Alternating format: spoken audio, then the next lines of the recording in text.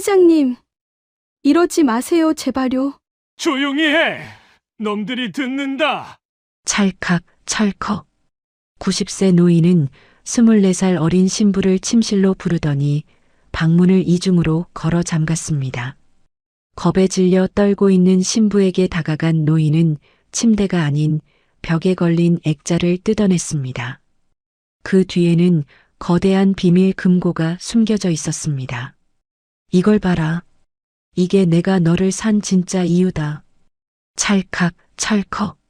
금고 문이 열리고 그 안에서 나온 건 돈다발이 아닌 충격적인 서류 한 장이었습니다.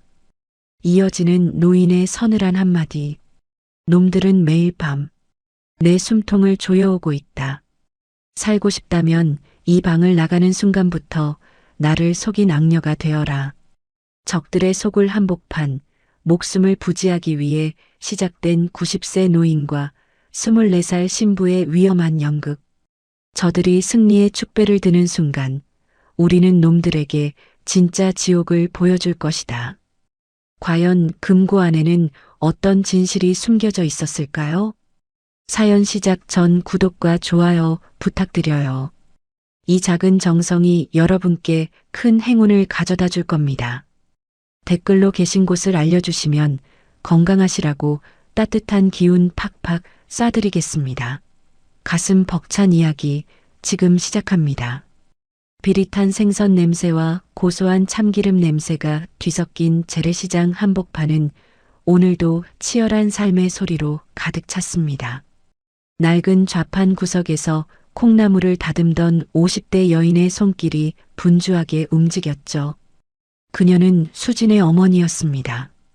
거친 손마디는 세월의 고단함을 말해주고 있었지만 딸을 생각하는 마음 하나로 하루하루를 버티고 있었지요.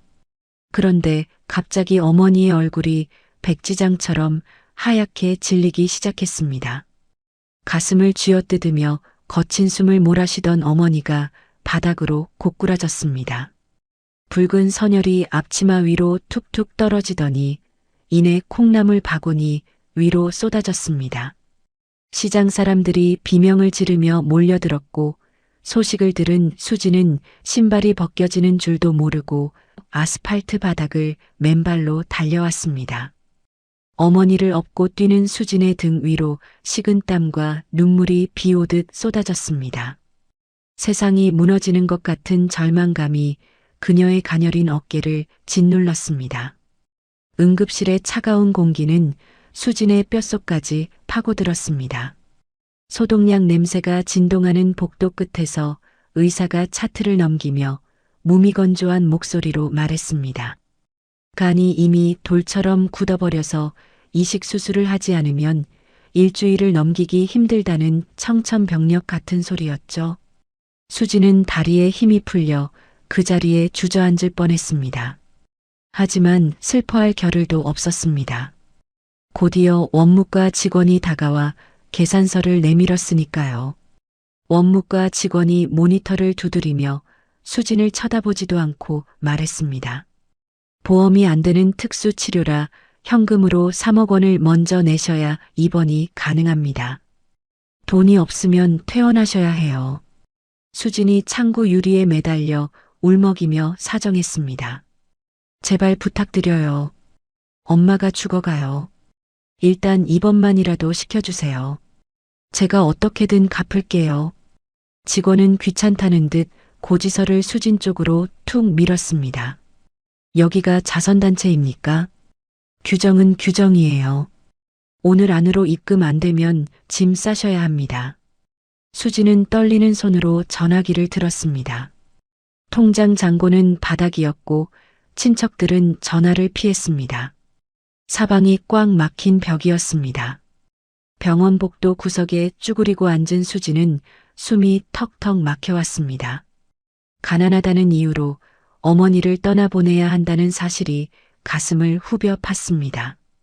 그녀가 할 수 있는 건 하염없이 눈물을 흘리는 것뿐이었습니다. 며칠 후 수진이 아르바이트를 하는 요양원에 검은 그림자가 드리워졌습니다. 평화롭던 점심시간 검은 양복을 입은 사내들이 들이닥쳤습니다. 악명 높은 사채업자, 일명 독사라 불리는 자와 그의 부하들이었습니다. 그들은 들어오자마자 입구에 있던 화분을 발로 차 산산조각 냈습니다. 쨍그랑하는 소리에 식사하던 노인들이 기겁하며 몸을 움츠렸습니다. 독사가 껌을 짝짝 씹으며 수진에게 다가가 소리쳤습니다. 야, 돈 갚으라고 빌려줬지 누가 숨으라고 했어? 병원비 쓴 거 이자까지 다 내놔. 수진이 바닥에 무릎을 꿇고 손이 발이 되도록 빌었습니다. 사장님, 조금만 시간을 주세요. 엄마 수술만 끝나면 제가 평생 일해서라도 갚을게요. 제발이요. 독사가 수진의 머리채를 거칠게 잡아당기며 으르렁 거렸습니다. 시간? 웃기지 마. 당장 돈 안 내놓으면 여기서 내 엄마 병원으로 갈 거야. 가서 산소호흡기라도 떼어올까? 공포에 질린 다른 요양보호사들은 탕비실로 도망쳐 문을 잠갔습니다. 아무도 수진을 도와주려 하지 않았죠. 그때였습니다. 식당 구석자리에서 밥을 먹던 한 노인이 벌떡 일어났습니다. 괴팍하기로 소문난 치매 노인 김 회장이었습니다. 그는 시끄러운 소리에 화가 난 듯 들고 있던 식판을 바닥으로 엎어버렸습니다. 국과 반찬이 사방으로 튀며 독사의 구두 위로 쏟아졌습니다. 김 회장이 숟가락을 허공에 휘두르며 고래고래 소리를 질렀습니다. 밥 먹는데 어떤 놈들이 떠들어. 밥맛 떨어지게. 독사의 얼굴이 불그락푸르락해졌습니다. 그는 수진의 머리채를 놓고 김 회장에게 성큼성큼 다가갔습니다. 독사가 주먹을 치켜들며 김 회장의 멱살을 잡으려 했습니다. 독사가 눈을 부라리며 소리쳤습니다. 이 늙은이가 죽고 싶어 환장했나? 오늘 제삿날인 줄 알아. 그 순간 수진이 총알처럼 튀어나갔습니다. 그녀는 김 회장의 앞을 가로막으며 독사의 다리를 붙잡고 매달렸습니다. 수진이 울부짖으며 애원했습니다. 안 돼요. 어르신은 아무것도 몰라요. 때리려면 저를 때리세요. 제발 어르신은 건드리지 마세요. 수진은 온몸으로 김 회장을 감싸 안았습니다. 쏟아지는 발길질을 등으로 받아내며 이를 악물었죠. 김 회장의 품에 안긴 수진의 유니폼 윗단추가 뜯어지며 옷 속에 숨겨져 있던 목걸이가 밖으로 튀어나왔습니다. 반쪽짜리 나비 모양의 낡은 펜던트였습니다. 김 회장의 시선이 그 목걸이에 고정되었습니다. 초점 없던 김 회장의 눈동자가 순간 거칠게 흔들렸습니다. 그것은 30년 전 자신이 며느리에게 직접 선물했던 예물과 똑같은 모양이었습니다. 김 회장은 숨을 멈추고 수진의 얼굴과 목걸이를 번갈아 쳐다보았습니다. 멍한 치매 노인에 가면 뒤로 날카로운 기업가의 눈빛이 스쳐 지나갔습니다. 소라는 경찰이 출동한다는 소리에 사채업자들이 물러가면서 겨우 진정되었습니다. 엉망이 된 식당 바닥에 주저앉아 흐느끼는 수진을 뒤로하고 김 회장은 자신의 독방으로 돌아왔습니다. 문이 닫히자마자 김 회장의 굽은 등이 꼿꼿하게 펴졌습니다. 그는 침대 밑에서 구형 휴대전화를 꺼내 수행 비서인 오 실장에게 전화를 걸었습니다. 목소리에는 서리빨 같은 위엄이 서려 있었죠. 김 회장이 낮은 목소리로 지시했습니다. 지금 당장 요양원에 있는 이수진이라는 아이 뒷조사해. 가족관계, 부모 이름, 고향까지 샅샅이 뒤져서 가져와. 오 실장은 군말 없이 움직였습니다. 그날 밤 오 실장은 김 회장의 방으로 은밀하게 들어왔습니다. 그의 손에는 두툼한 서류 봉투가 들려 있었죠.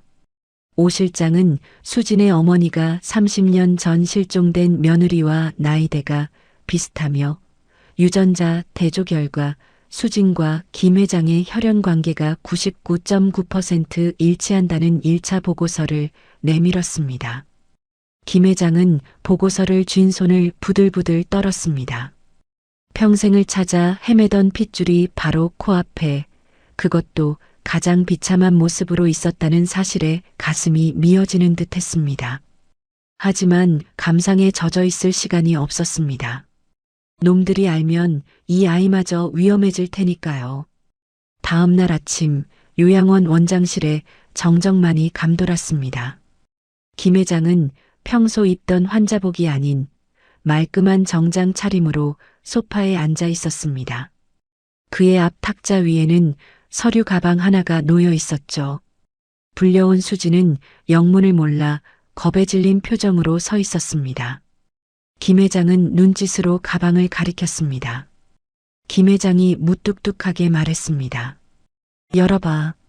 수진이 조심스럽게 가방을 열자 그 안에는 5만 원권 현금 다발이 가득 들어 있었습니다. 3억 원이었습니다. 수진의 눈이 휘둥그레졌습니다. 평생 만져보지도 못한 큰 돈이었습니다. 김 회장이 차가운 표정으로 수진을 쳐다보며 제안했습니다. 내 빚 그리고 내 어미 수술비 내가 다 해결해 주마. 대신 조건이 있다. 수진이 떨리는 목소리로 물었습니다. 조건이라니요? 제가 할 수 있는 일이라면 뭐든지 하겠습니다. 김 회장이 자리에서 일어나 수진에게 한 걸음 다가갔습니다. 내 전속 간병인이 되어라. 그리고 법적으로 내 아내가 되어야 한다. 내 재산을 노리는 놈들에게서 방패막이가 되어줘야겠어. 수진은 자신의 귀를 의심했습니다. 90이 넘은 노인과 24살 처녀의 결혼이라니요. 그것은 단순한 계약이 아니라 인생을 송두리째 팔아넘기는 일이었습니다. 수치심에 얼굴이 확 달아올랐습니다. 수진이 뒷걸음질 치며 대답했습니다. 그건 안 됩니다. 어떻게 그런... 저는 못합니다. 그때 수진의 주머니 속 전화기가 울렸습니다. 병원이었습니다. 수화기 너머 의사가 다급하게 외쳤습니다. 이수진 씨, 어머님 혈압이 떨어지고 있어요. 오늘 넘기기 힘듭니다. 수술비 준비됐습니까?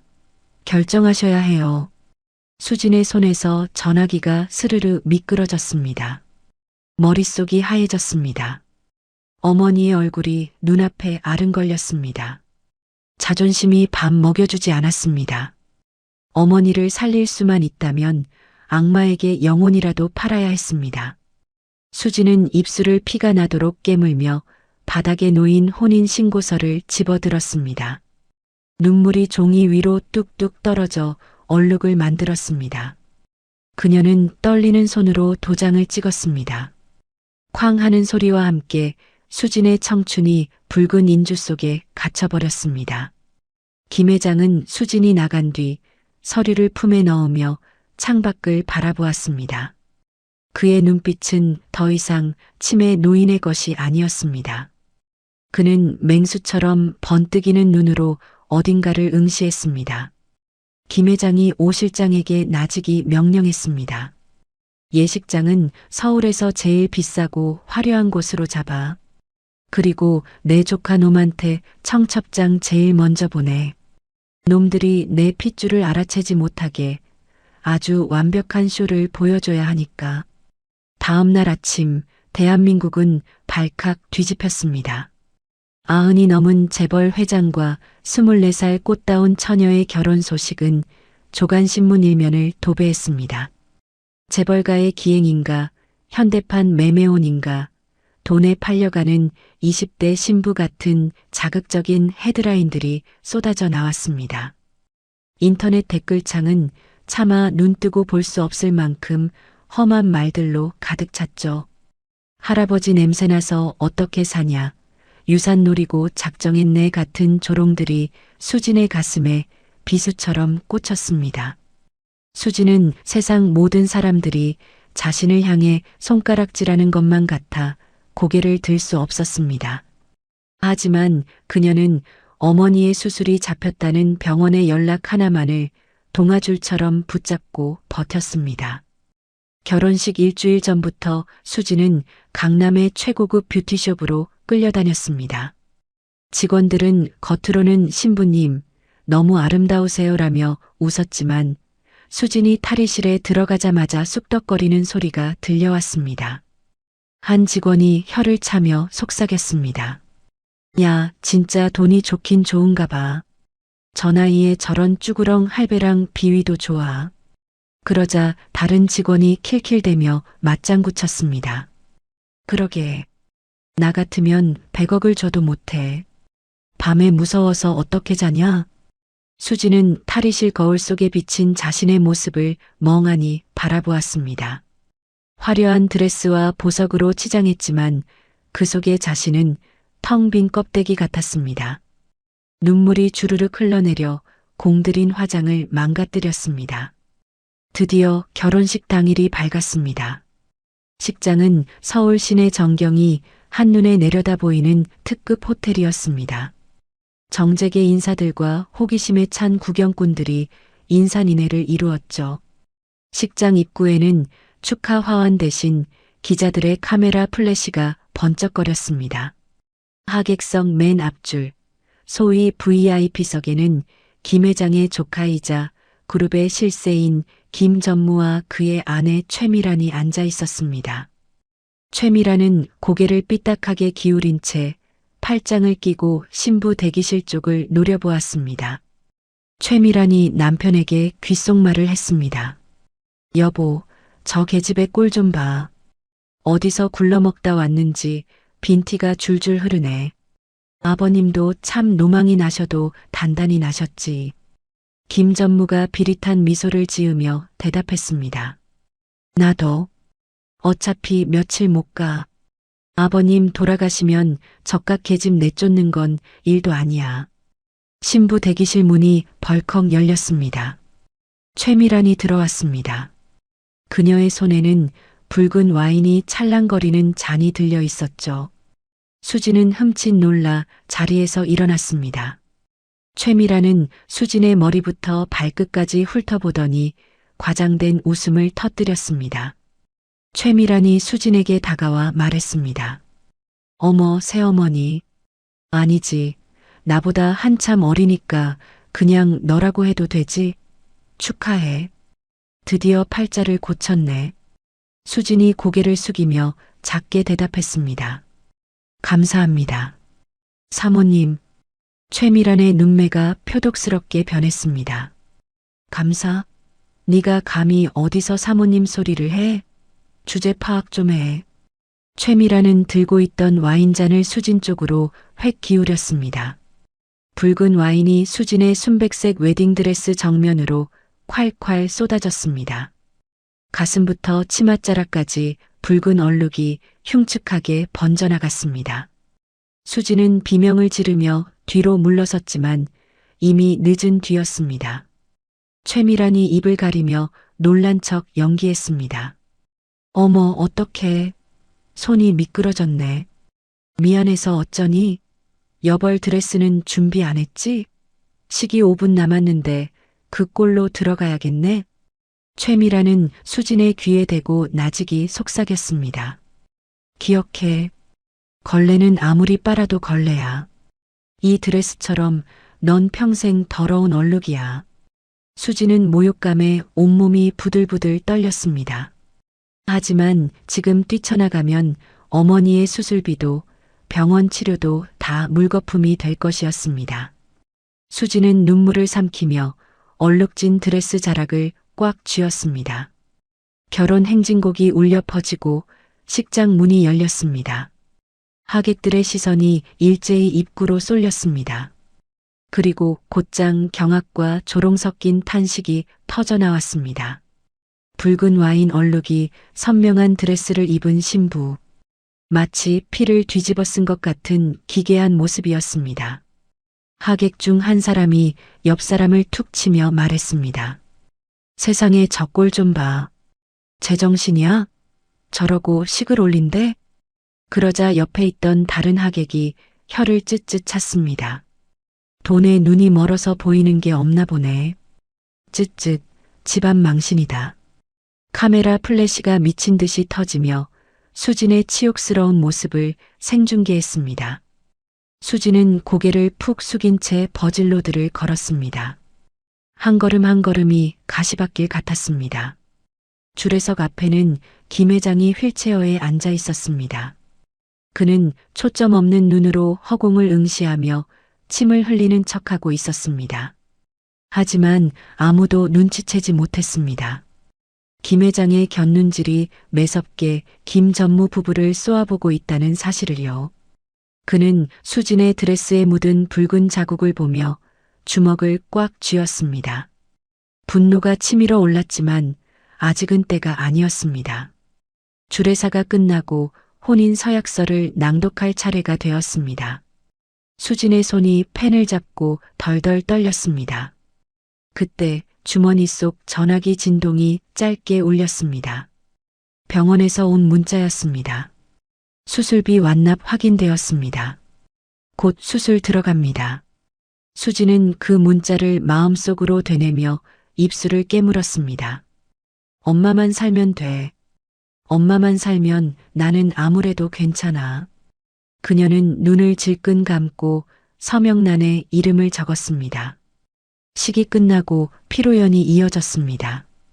김 전무는 이미 술이 거나하게 취해 있었습니다. 그는 비틀거리며 수진에게 다가왔습니다. 술 냄새가 확 풍겨왔습니다. 김 전무는 수진의 어깨를 끈적하게 감싸쥐었습니다. 수진이 흠칫 놀라 몸을 피하려 했지만 그의 악력이 더 강했습니다. 김 전무가 음흉한 미소를 지으며 말했습니다. 야, 새어머니. 우리 아버님 오늘 밤 힘이나 쓰시겠어? 노인네가 뭐 할 줄이나 알겠냐고. 수진이 겁에 질려 떨리는 목소리로 말했습니다. 이거 놓으세요. 전무님 취하셨어요. 김 전무가 수진의 얼굴 가까이 다가와 속삭였습니다. 내숭 떨지 마. 너 돈 때문에 온 거잖아. 외로우면 내 방으로 와. 내가 아버님 목까지 챙겨줄게. 응? 수진은 공포에 질려 비명조차 나오지 않았습니다. 그때였습니다. 옆 테이블에 앉아있던 김 회장이 갑자기 괴성을 질렀습니다. 김 회장이 눈을 뒤집으며 소리쳤습니다. 으아, 불이야, 불, 다 죽어. 김 회장은 거품을 무는 척하며 앞에 놓인 식탁을 엎어버렸습니다.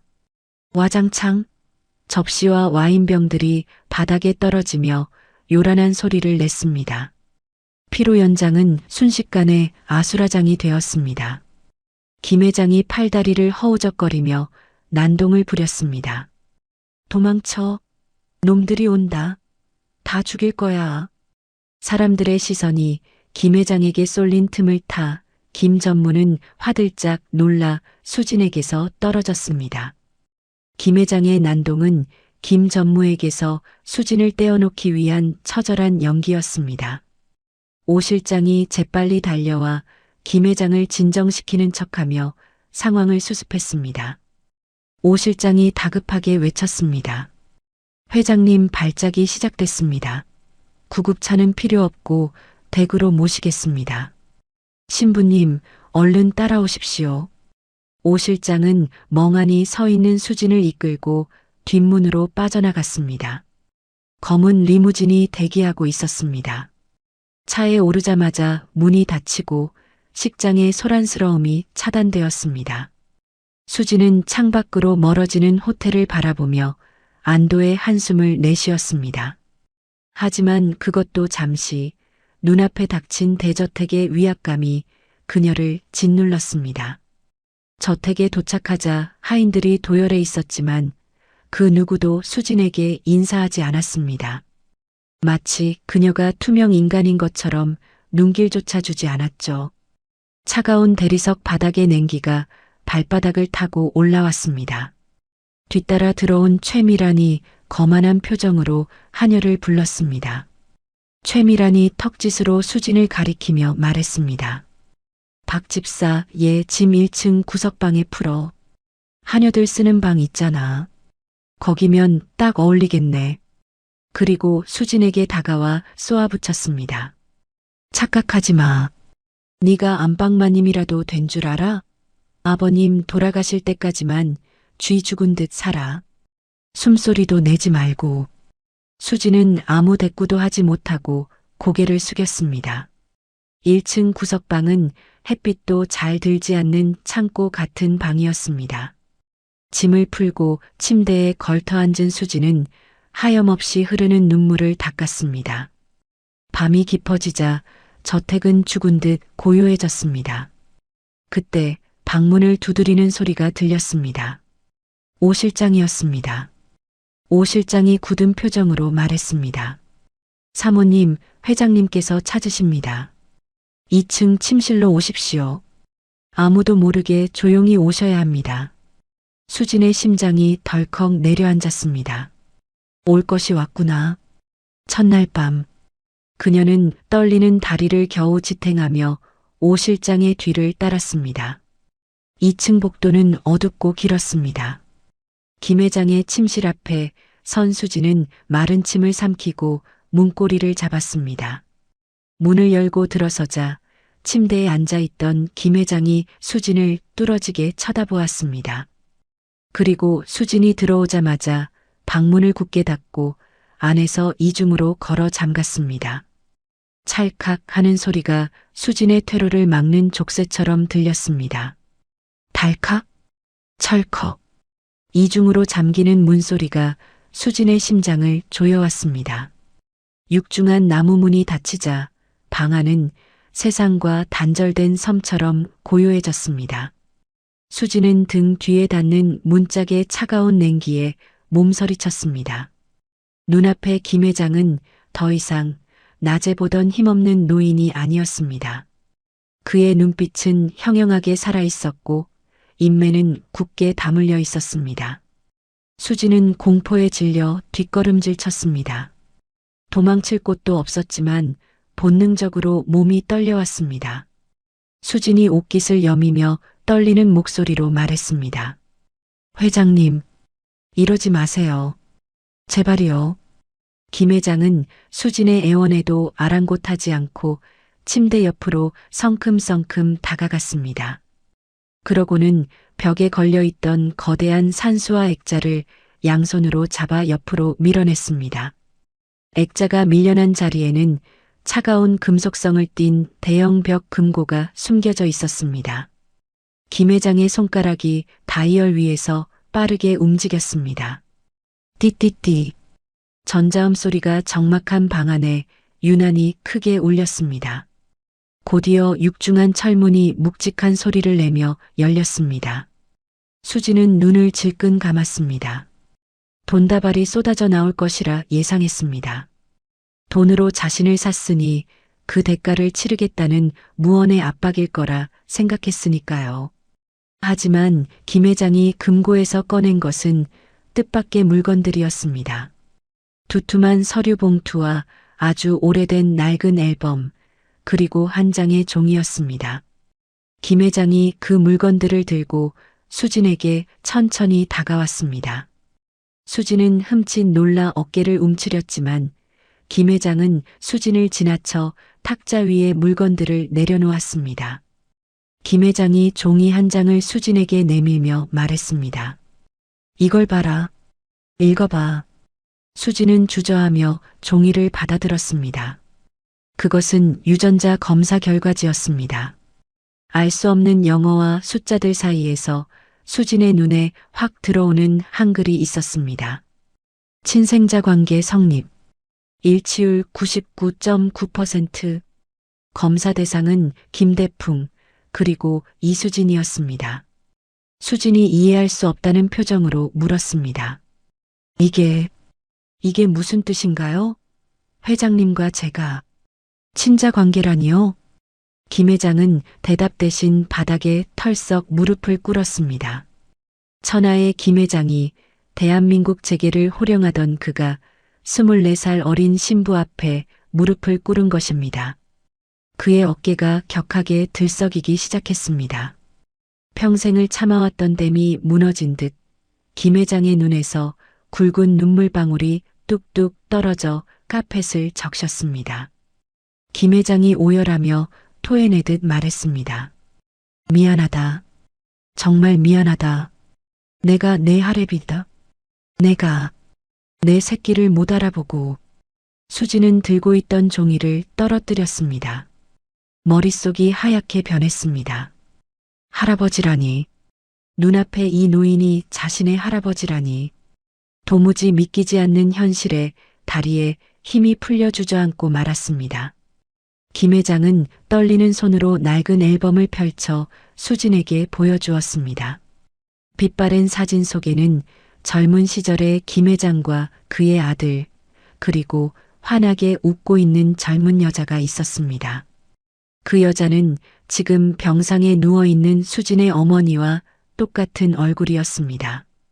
그리고 그 여자의 목에는 수진이 지니고 있던 반쪽짜리 나비 목걸이가 걸려 있었습니다. 김 회장이 사진 속 아들의 얼굴을 쓰다듬으며 쉰 목소리로 말했습니다. 30년 전이다. 내 아들 녀석과 며느리가 의문의 교통사고를 당했어. 아들은 그 자리에서 즉사했고 며느리는 시신조차 찾지 못했지. 다들 죽었다고 했어. 그런데 며느리가 살아있었던 게야. 뱃속에 너를 품은 채로. 수진의 눈에서도 눈물이 솟구쳤습니다. 고아인 줄 알고 살았던 세월, 어머니가 겪었던 그 모진 가난과 고통의 이유가 흩어진 퍼즐 조각처럼 맞춰지기 시작했습니다. 수진이 울먹이며 물었습니다. 그럼 우리 아빠는요? 우리 아빠는 사고로 돌아가신 거예요? 김 회장의 눈빛이 순식간에 매섭게 변했습니다. 슬픔은 사라지고 서늘한 분노가 그 자리를 채웠습니다. 김 회장이 이를 갈며 대답했습니다. 사고가 아니었다. 그건 살인이었어. 내 조카 놈, 지금 아래층에서 코 골며 자고 있는 김전무짓이다. 수지는 입을 틀어막았습니다. 김전무. 오늘 결혼식장에서 자신을 성희롱하고 모욕했던 그 남자. 그가 자신의 아버지를 죽이고 어머니를 내쫓은 원수라니. 온몸에 소름이 돋았습니다. 김 회장이 주먹을 꽉 쥐며 말을 이었습니다. 놈은 후계자 자리가 탐나서 내 아들을 죽였어. 그리고 기억을 잃은 며느리를 빼돌려 버렸지. 내가 그 사실을 알았을 땐 이미 증거가 다 사라진 뒤였어. 놈은 내가 죽기만을 기다리고 있다. 내가 죽으면 회사를 통째로 집어삼키려고. 김 회장은 품에서 또 다른 서류 봉투를 꺼내 수진에게 건넸습니다. 서울대학병원의 로고가 찍힌 진단서였습니다. 병명은 췌장암 말기. 기대여명 3개월. 수진이 떨리는 목소리로 진단서를 읽어 내려갔습니다. 췌장암 말기요? 할아버지, 정말이에요? 김 회장이 담담하게 고개를 끄덕였습니다. 길어야 3개월이다. 내 시간이 얼마 남지 않았어. 수진아, 잘 들어라. 내가 너를 찾았다는 걸 놈들이 알면 너와 내 어미는 쥐도 새도 모르게 죽는다. 놈들은 이미 사람을 죽여본 놈들이야. 수지는 공포에 질려 김 회장의 손을 잡았습니다. 거칠고 투박한 손이었지만 세상에서 가장 따뜻한 핏줄의 온기가 느껴졌습니다. 김 회장이 수진의 손을 꽉 잡으며 당부했습니다. 그래서 위장을 한 거다. 넌 내 손녀가 아니라 돈에 팔려온 꽃뱀 아내가 되어야 해. 법적으로 우린 부부가 될 수 없어. 나중에 호적을 바로잡으면 그만이다. 하지만 지금은 철저히 놈들을 속여야 해. 수지는 눈물을 닦았습니다. 더 이상 울고 있을 때가 아니었습니다. 어머니를 살리기 위해, 억울하게 죽은 아버지를 위해, 그리고 자신을 지키기 위해 싸워야 했습니다.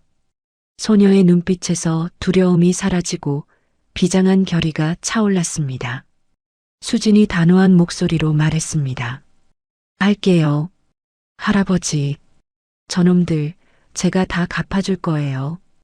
우리 엄마랑 아빠 인생 망친 데가 톡톡히 치르게 할 거예요.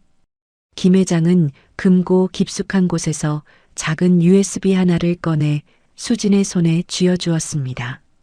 그것은 김 전무가 지난 10년 동안 회사 공금을 횡령하고 정치권에 불법 로비를 한 내역이 담긴 비밀 장부였습니다. 김 회장이 비장하게 말했습니다. 이게 놈의 목줄이다. 하지만 지금 터뜨리면 안 돼. 더 결정적인 순간 놈이 가장 방심했을 때 숨통을 끊어야 한다. 그때까지 넌 철저하게 바보 연기를 해라. 사치스럽고 돈만 밝히는 무식한 여자. 그게 너를 살릴 가면이다. 그날 밤 새벽이 밝아올 때까지 할아버지와 손녀는 머리를 맞대고 복수의 설계를 시작했습니다. 김 회장은 김 전무의 약점과 습관, 회사 내부의 파벌 관계를 하나하나 설명했고 수지는 그것들을 스펀지처럼 흡수했습니다. 창밖이 푸르스름하게 밝아오자 수지는 거울 앞에 앉았습니다. 단정했던 머리를 일부러 헝클어뜨리고 화장대 위에 있던 가장 진한 립스틱을 꺼내 입술에 발랐습니다. 그리고 옷장 속에서 가장 촌스럽고 화려한 꽃무늬 원피스를 꺼내 입었습니다. 거울 속에 비친 수지는 더 이상 효심 깊은 요양보호사가 아니었습니다. 탐욕에 눈이 먼 천박한 어린 신부의 모습이었죠. 수지는 거울을 보며 씩 웃는 연습을 했습니다.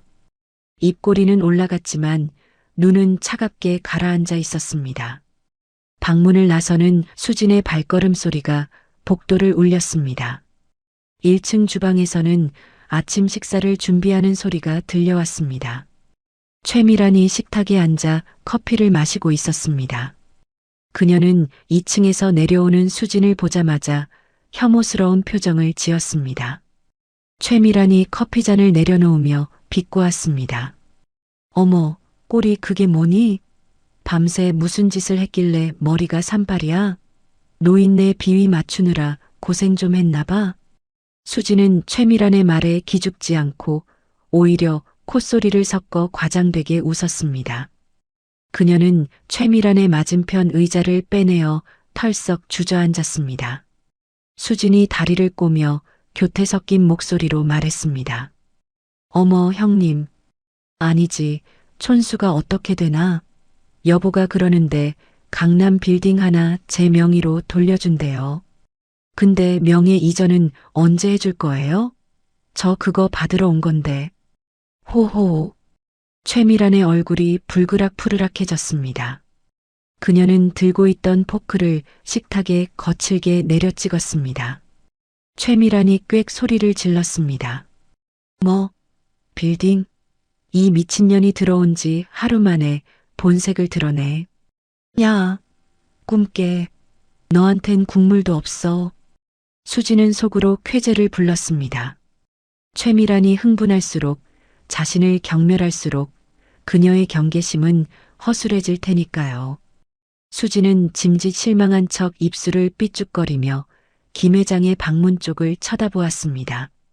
수진이 징징거리는 말투로 대꾸했습니다. 아이 참 여보한테 일러야지. 빨리 달라고 조를 거예요. 돈도 안 주면 내가 왜 이 고생을 해?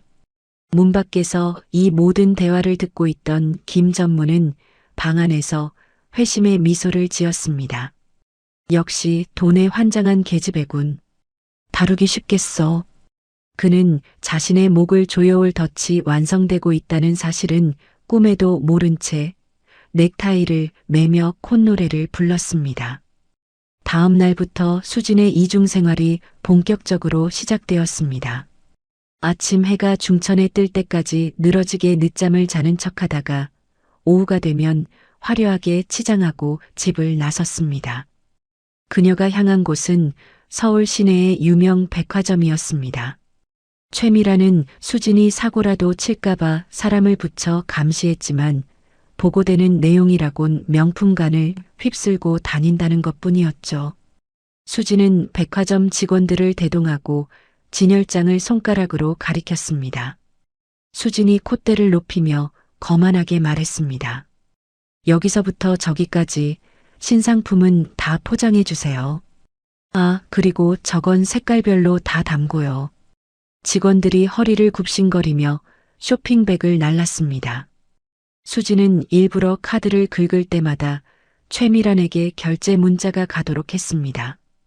휴대전화가 울릴 때마다 집안에 있는 최미란의 얼굴이 울그락불그락해질 것을 상상하며 수지는 속으로 쓴웃음을 삼켰습니다. 쇼핑을 마치고 돌아온 수지는 거실 소파에 쇼핑백들을 보란듯이 던져놓았습니다. 최미란이 쇼핑백을 발로 차며 소리쳤습니다. 너 지금 제정신이니? 하루 만에 몇 천만 원을 긁어? 네가 재벌 사모님이라도 된 줄 알아? 수지는 눈 하나 깜짝하지 않고 소파에 드러누웠습니다. 그리고 하품을 하며 귀찮다는 듯 대꾸했습니다. 수진이 손톱을 다듬으며 대답했습니다. 아이 참 형님도. 여보가 쓰라고 준 카드인데 왜 형님이 난리예요? 억울하면 형님도 남편한테 카드 달라고 하세요. 최미라는 기가 막혀 말문이 막혔습니다. 하지만 그녀의 눈빛에는 경멸과 함께 묘한 안도감이 스쳐 지나갔습니다. 역시 머리에 똥만 찬 계집애구나. 돈만 주면 얌전히 있겠어. 최미란의 경계심이 한꺼풀 벗겨지는 순간이었습니다. 하지만 밤이 되면 수지는 완전히 다른 사람이 되었습니다. 김 전무는 집안 곳곳에 심지어 김 회장의 서재에도 감시 카메라와 도청 장치를 숨겨놓았습니다. 하지만 오 실장은 카메라의 사각지대를 정확히 파악하고 있었습니다. 서재 구석, 책장과 소파 사이의 좁은 공간이 유일한 안전지대였죠. 수지는 매일 밤 안마를 해드린다는 핑계로 김 회장과 함께 서재에 틀어박혔습니다. 수지는 카메라가 비추는 각도에 맞춰 김 회장의 다리를 주무르는 신용을 했습니다. 하지만 텔레비전 볼륨을 크게 틀어놓은 채 두 사람은 침묵의 수업을 이어갔습니다. 김 회장은 이불 속에서 수진의 손바닥을 끌어당겼습니다. 거칠고 투박한 손가락이 수진의 여린 손바닥 위에 글씨를 썼습니다. 재무제표, 비자금, 임용계약. 김 회장은 수진의 손바닥에 기업 경영의 핵심 단어들을 꾹꾹 눌러 적었습니다. 그리고 눈짓으로 책상 위에 펼쳐진 서류의 특정 숫자를 가리켰습니다. 수지는 할아버지의 손끝이 가리키는 곳을 눈으로 쫓으며 회사의 돈이 어디서 새어나가고 있는지, 이사들 중 누가 배신자인지를 머릿속에 각인시켰습니다. 말 한마디 오가지 않는 수업이었지만 그 어떤 강의보다 치열하고 뜨거웠습니다. 김 회장은 때로는 링거를 맞아가며 때로는 가쁜 숨을 몰아쉬며 자신의 평생 노하우를 손녀에게 전수했습니다. 수지는 할아버지의 땀방울을 닦아드리며 다짐했습니다. 반드시 이 회사를 지켜내겠다고요. 어느 날 저녁 식사 시간이었습니다. 식탁 위에는 진수성찬이 차려져 있었지만 분위기는 살얼음판 같았습니다. 최미란이 작은 약통을 들고 김 회장에게 다가왔습니다. 최미란이 상냥한 척 웃으며 말했습니다. 아버님, 영양제 드실 시간이에요. 이거 드셔야 기운 차리시죠. 미국에서 직구한 비싼 거예요. 김 회장은 멍한 표정으로 입을 벌렸습니다. 최미란은 익숙하게 알약 2개를 김 회장의 입안에 털어넣고 물잔을 건넸습니다. 그 모습을 지켜보던 수진의 눈매가 날카로워졌습니다. 며칠 전까지만 해도 하얀색이었던 알약이 오늘은 미세하게 탁한 회색빛을 띠고 있었습니다. 아주 작은 차이였지만 매일 할아버지의 약을 유심히 관찰해온 수진의 눈을 속일 순 없었습니다. 수진이 벌떡 일어나며 일부러 물컵을 쳤습니다. 아, 뜨거. 수진의 팔에 부딪힌 물컵이 김 회장 쪽으로 쏟아졌습니다. 최미란이 비명을 지르며 물러서는 사이 수진은 재빨리 손수건을 꺼내 김 회장의 입가를 닦았습니다. 수진이 호들갑을 떨며 소리쳤습니다. 어머 여보, 괜찮으세요? 제가 칠칠 맞아서 물을 쏟았네요. 옷 다 젖으셨네. 수진은 김 회장의 입안에 있던 알약을 손수건과 함께 감쪽같이 빼냈습니다. 그리고는 미리 주머니에 준비해둔 진짜 비타민을 김 회장의 손에 쥐어주며 눈짓을 보냈습니다. 김 회장은 찰나의 순간 수진의 의도를 알아채고 비타민을 꿀꺽 삼켰습니다. 수진이 젖은 손수건을 주머니에 넣으며 말했습니다.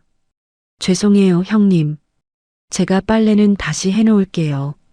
최미라는 인상을 찌푸리며 혀를 찼습니다. 가지가지 한다, 정말. 밥상머리에서 뭐 하는 짓이야? 아버님, 약 다 드셨어요? 김 회장이 입을 벌려 텅 빈 입안을 보여주었습니다. 최미라는 안도의 한숨을 내쉬며 돌아섰습니다. 그날 밤 수진은 오 실장을 통해 빼돌린 알약의 성분 분석을 의뢰했습니다. 결과는 충격적이었습니다. 그 약은 영양제가 아니었습니다. 인지 기능을 서서히 마비시키고 심장 박동을 불규칙하게 만들어 돌연사를 유도하는 신종 독성 약물이었습니다. 수진은 결과지를 쥐고 부들부들 떨었습니다. 밥상머리에서 웃으며 독약을 먹이는 며느리. 그들은 인간이 아니라 악마였습니다. 수진이 눈물을 글썽이며 김 회장에게 말했습니다. 할아버지, 당장 경찰에 신고해요. 저 사람들이 할아버지를 죽이려고 해요. 김 회장이 고개를 저으며 수진의 손을 잡았습니다. 아직이다. 지금 신고하면 놈들은 실수였다고 발뺌할 거야. 확실한 증거, 놈들이 꼼짝 못할 덫을 놓아야 해. 그날부터 위험한 연극이 시작되었습니다. 수진은 매일 식사 시간마다 기상천외한 방법으로 약을 바꿔치기 했습니다. 때로는 재채기를 해서, 때로는 반찬을 떨어뜨려서 시선을 분산시킨 뒤 독약을 빼내고 비타민을 먹였습니다. 김 회장의 연기도 절정에 달했습니다. 그는 비타민을 먹은 뒤 마치 독약 기운이 퍼지는 것처럼 손을 심하게 떨거나 헛소리를 중얼거렸습니다. 김 회장이 초점 없는 눈으로 허공을 휘저으며 중얼거렸습니다. 거기 누구냐? 내 돈 내놔라. 도둑놈들아. 멀리서 그 모습을 지켜보던 김전무와 최미라는 회심의 미소를 교환했습니다. 약발이 제대로 듣고 있어. 뇌가 녹아내리고 있다는 증거야. 며칠 안 남았네. 김전무는 김 회장의 상태가 악화되었다고 확신하고 마침내 검은 발톱을 드러냈습니다. 며칠 후 김전무가 두툼한 서류 뭉치를 들고 김 회장의 방을 찾았습니다. 회사의 알짜배기 땅인 성수동 공장 부지를 자신의 페이퍼 컴퍼니에 헐값으로 넘기겠다는 외곽 서류였습니다. 김 전무가 서류를 들이밀며 다정하게 말했습니다.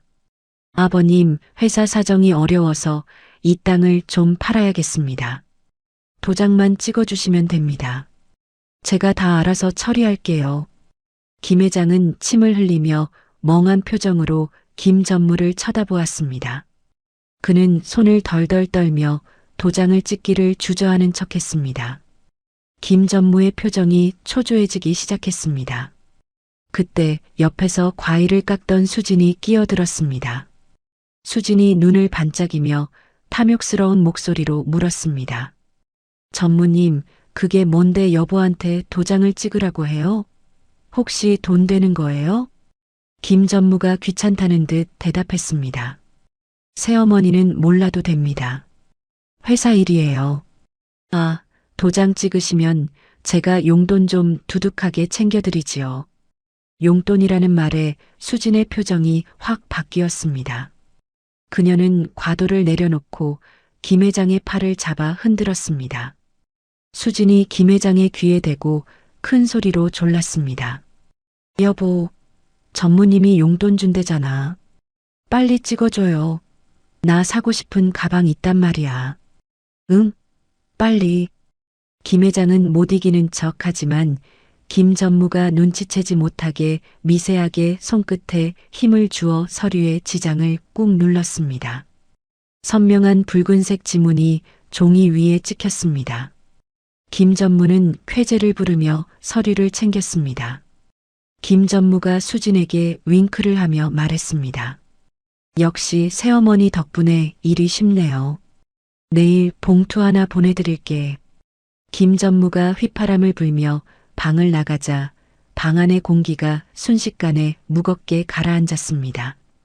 김 회장은 떨리는 손으로 입가를 닦으며 침대에 쓰러지듯 누웠습니다. 극도의 긴장감과 연기로 인한 피로가 몰려온 탓이었습니다. 수진이 다급하게 문을 잠그고 김 회장에게 달려갔습니다. 할아버지, 괜찮으세요? 김 회장은 가쁜 숨을 몰아쉬며 피 섞인 기침을 토해냈습니다. 하얀 이불 위에 붉은 핏자국이 튀었습니다. 수진은 기겁하며 오 실장을 부르려 했지만 김 회장이 수진의 팔을 꽉 잡았습니다. 김 회장이 쉰 목소리로 말했습니다. 안 된다. 병원에 가면 안 돼. 독약 성분이 안 나온 게 들통나면 다 끝장이야. 참아야 해. 수진은 눈물을 흘리며 할아버지의 등을 두드려 주었습니다. 할아버지, 조금만 더 버텨주세요. 제가 저놈들 다 지옥으로 보낼게요. 김 회장은 고통 속에서도 희미하게 미소 지었습니다. 방금 찍은 그 지장은 김 전무에게는 승리의 보증수표였겠지만 사실은 그의 파멸을 알리는 사망선고나 다름없었습니다. 헐값 매각은 명백한 배임 행위였고 수진은 그 현장의 유일한 목격자이자 공범을 가장한 내부 고발자가 되었으니까요. 밤이 깊어갔습니다. 천둥 소리가 멀리서 들려오고 있었습니다. 폭풍전야의 고요함 속에서 할아버지와 손녀는 서로의 온기에 의지하며 다가올 전쟁을 준비하고 있었습니다. 한 달이라는 시간이 흘렀습니다. 김 전무는 최근 들어 수진이 단순한 백치 아닐 수도 있다는 의심을 품기 시작했습니다. 아무리 돈에 눈이 먼 여자라지만 중요한 순간마다 묘하게 일이 꼬이고 김 회장의 상태가 오락가락하는 것이 영 찜찜했기 때문입니다. 김 전무는 아내 최미랑과 모의하여 수진을 확실하게 집에서 내쫓을 함정을 팠습니다. 쫓아낼 명분만 있다면 위자료 한 푼 안 주고 빈손으로 내보낼 수 있었으니까요. 그날 밤 저택 관리인 박 씨가 어둠을 틈타 수진의 방으로 살금살금 기어들었습니다. 그는 김 전무에게 거액의 뒷돈을 받고 매수된 상태였습니다. 박 씨는 잠든 수진의 머리맡에 놓인 핸드백을 조심스럽게 열었습니다. 그리고 최미란이 아끼던 5억 원짜리 다이아몬드 목걸이를 가방 깊숙한 곳 파우치 안쪽에 찔러 넣었습니다. 수진은 아무것도 모른 채 고단한 잠에 빠져 있었습니다. 창밖에서는 마른 번개가 번쩍이며 다가올 폭풍우를 예고하고 있었습니다. 다음 날 아침 저택이 떠나가라 비명소리가 울려 퍼졌습니다. 최미란이 거실을 뛰어다니며 고래고래 소리를 질렀습니다. 내 목걸이, 그게 얼마짜린데? 당장 찾아내. 못 찾으면 너희들 다 잘릴 줄 알아. 하인들이 사색이 되어 집안을 샅샅이 뒤지기 시작했습니다. 소란스러운 소리에 부스스한 모습으로 방에서 나온 수진이 하품을 하며 물었습니다. 수진이 눈을 비비며 물었습니다. 형님, 아침부터 왜 이렇게 시끄러워요? 잠 좀 잡시다. 최미란이 도끼 어린 눈으로 수진을 쏘아보며 삿대질을 했습니다. 너 잘 만났다. 내 예물 목걸이가 없어졌어. 혹시 네가 건드린 거 아니니? 수진이 펄쩍 뛰며 손사래를 쳤습니다. 무슨 섭섭한 말씀을. 저 그런 거 본 적도 없어요. 사람을 뭘로 보고 그러세요?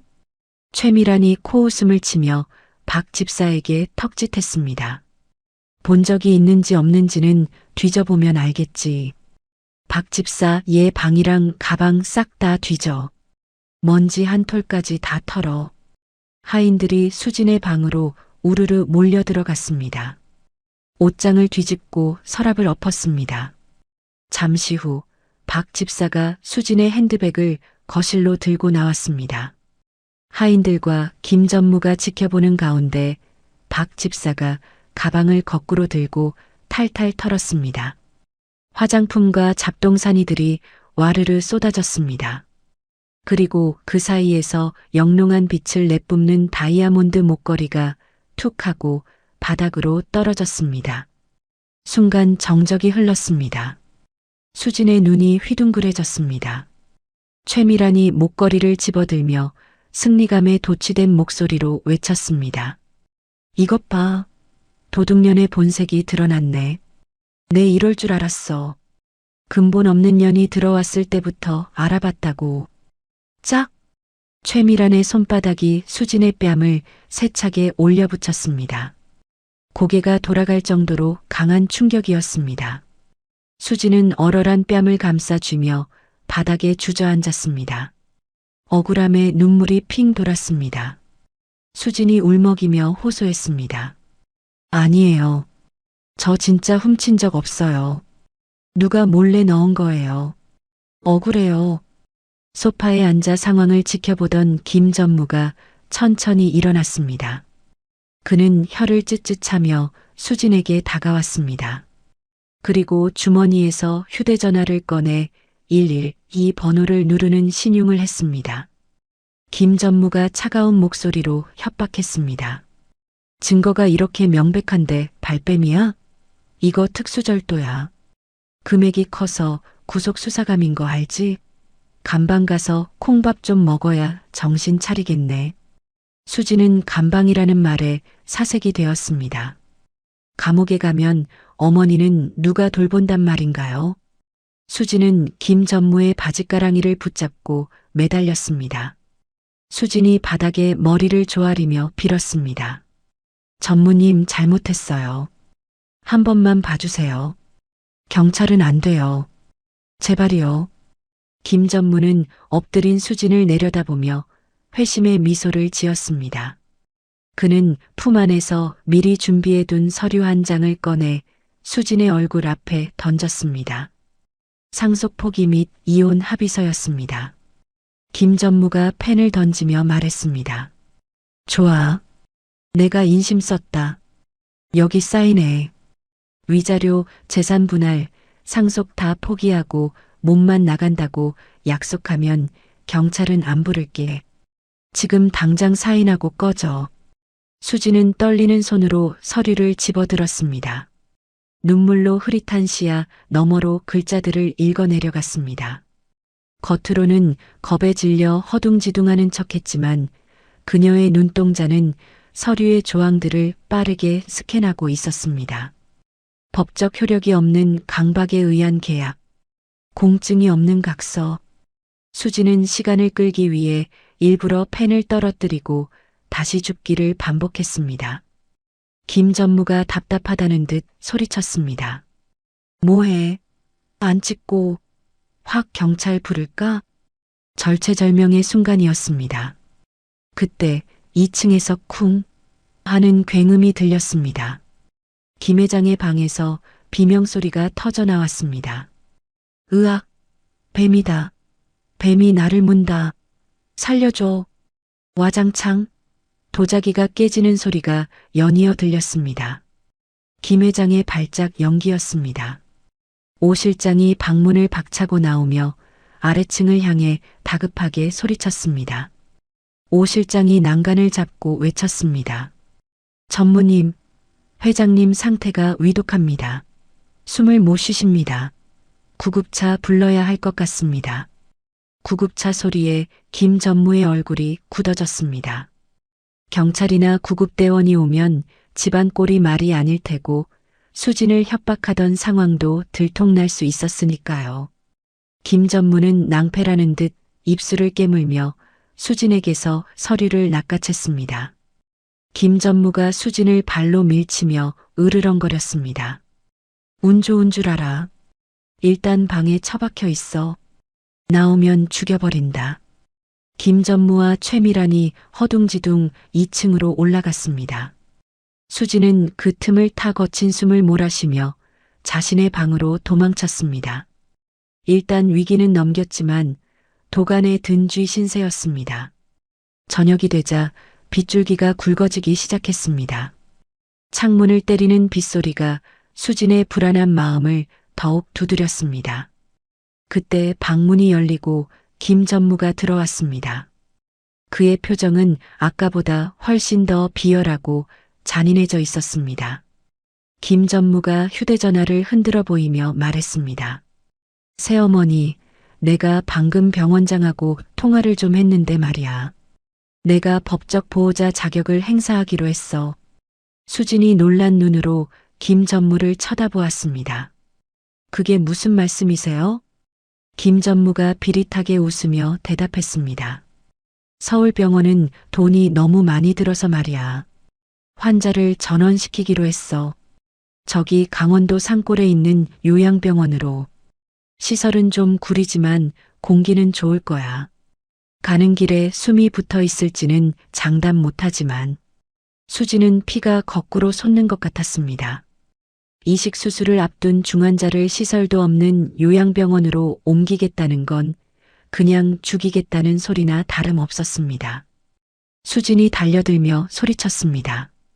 안 돼요. 그건 살인이에요. 우리 엄마 건드리지 마요. 김 전무는 가소롭다는 듯 수진을 밀쳐 침대에 쓰러뜨렸습니다.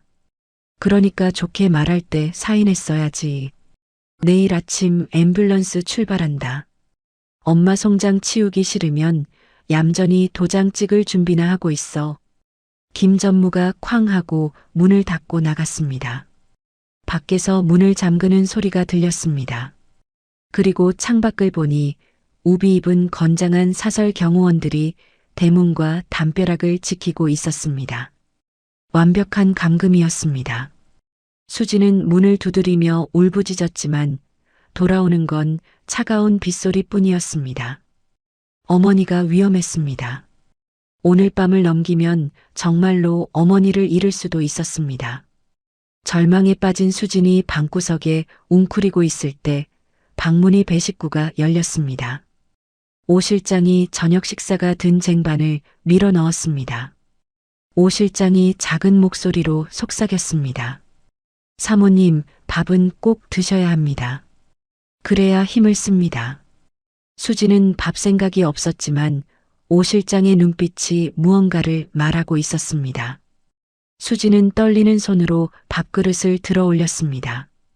그 밑에 작게 접힌 쪽지 하나가 숨겨져 있었습니다. 할아버지의 필체였습니다. 삐뚤빼뚤하지만 힘이 실린 글씨였습니다.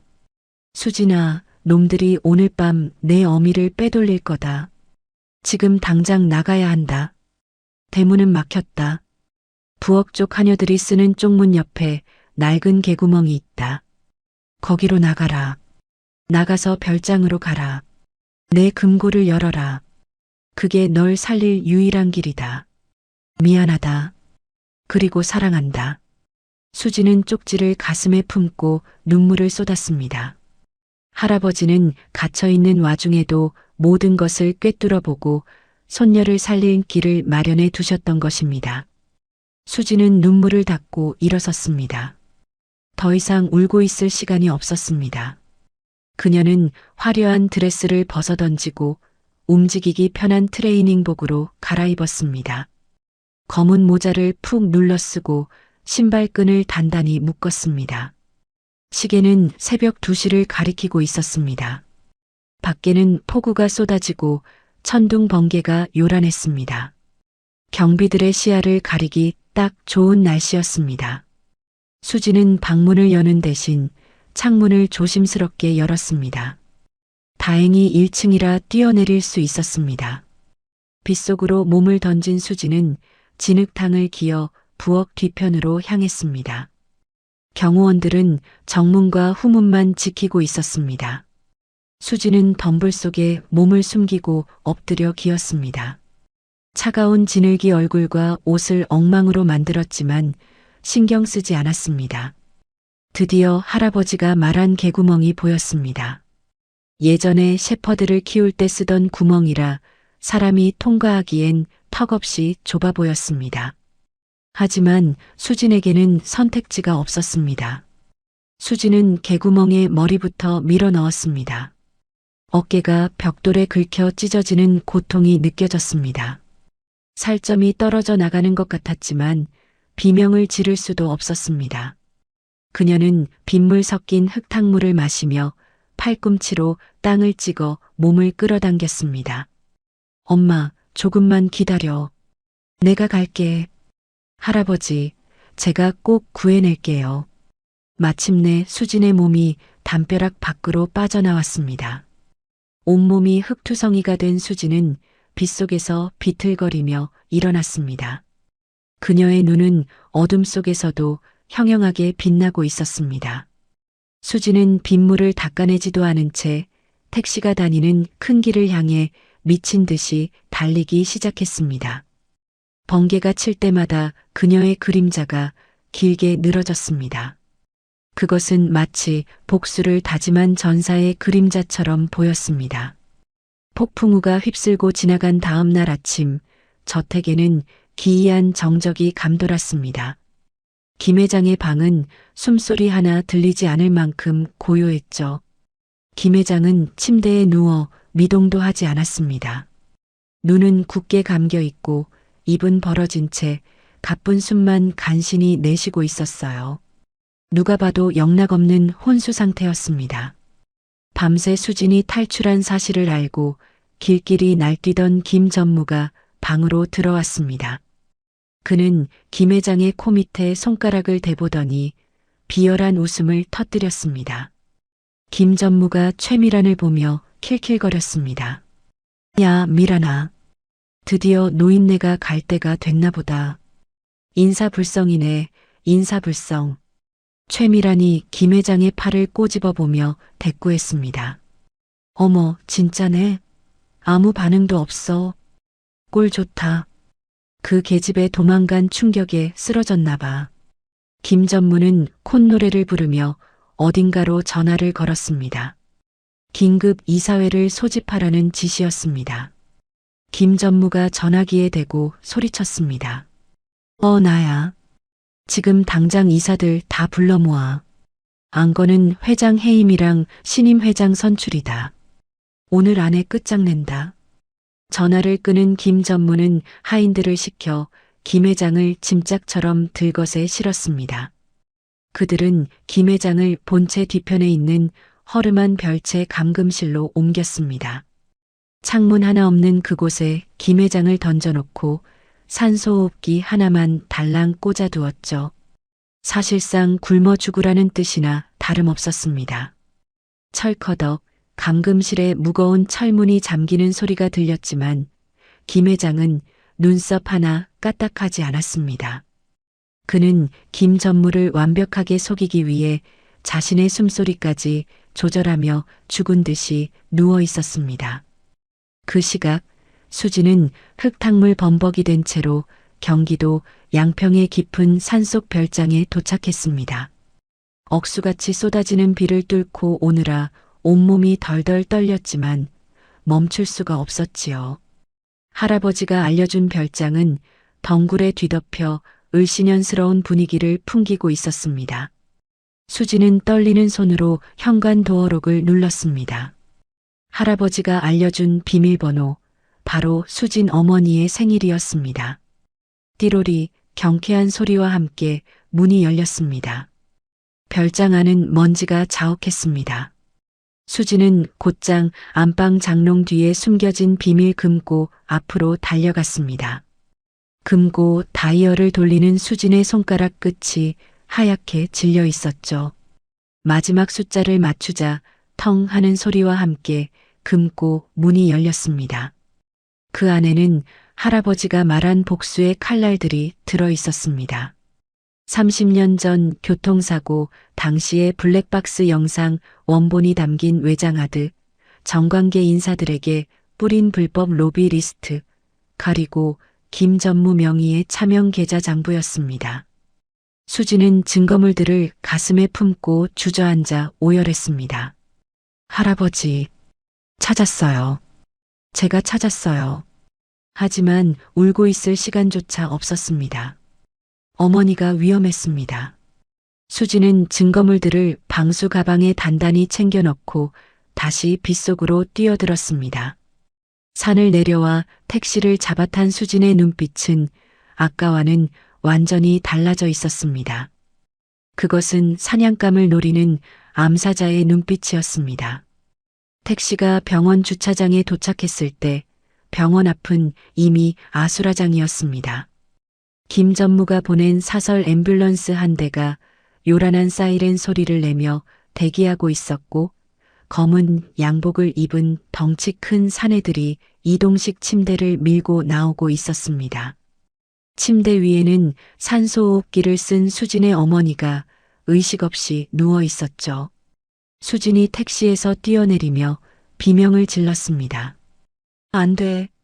우리 엄마 어디로 데려가는 거야? 당장 멈춰. 수진은 달리는 침대 앞을 가로막았습니다. 깡패 하나가 수진을 거칠게 밀쳤습니다. 수진은 아스팔트 바닥에 나뒹굴었지만 다시 일어나 침대 바퀴를 붙잡고 늘어졌습니다. 깡패가 수진의 멱살을 잡으며 욕설을 퍼부었습니다. 이 여자가 돌았나? 비켜. 전무님 명령이다. 지방으로 모시란다. 수진이 깡패의 팔을 물어뜯으며 악을 썼습니다. 못 가.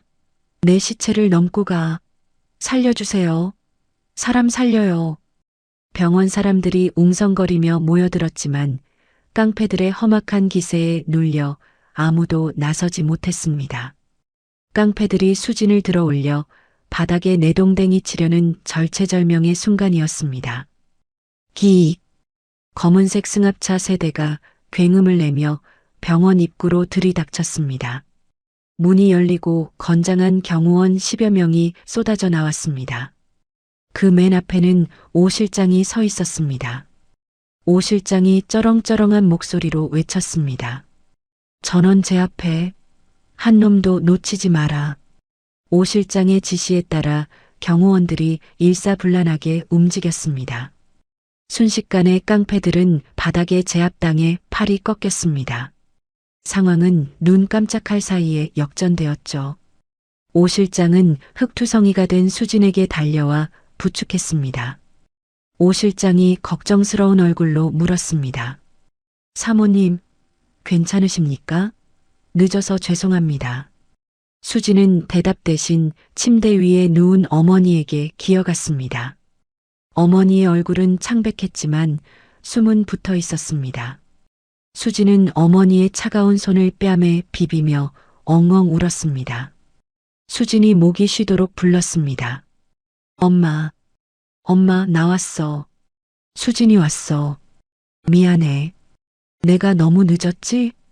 그때였습니다. 소란스러움에 희미하게 의식이 돌아온 어머니가 눈을 아주 조금 떴습니다.